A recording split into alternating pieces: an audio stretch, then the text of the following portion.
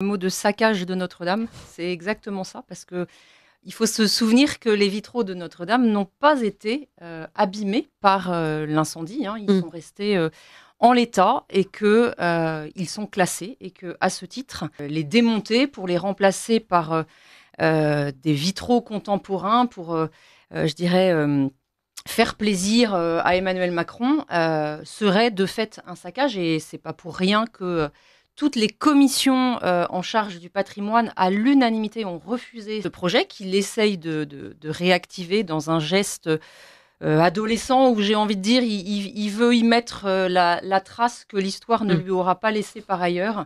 Donc ce caprice, évidemment, que nous nous y opposons, quand on sait en plus qu'ont fait nos ancêtres, bien sûr, mais aujourd'hui, tous les compagnons qui travaillent à la restauration de Notre-Dame, quand on sait le prix aussi qu'ont payé les pompiers pour sauver Notre-Dame, eh bien, il est évident que cette décision, ce projet fou s'impose comme étant une négation. Vous voyez, ça s'inscrit complètement dans la démarche d'Emmanuel Macron, dans ce progressisme qui fait table rase de tout le passé. Alors même qu'il y a un attachement viscéral à Notre-Dame, on a vu les Français en pleurs, on a vu les Français agenouillés. Enfin, je veux dire, on était suspendus devant cette dévastation de Notre-Dame.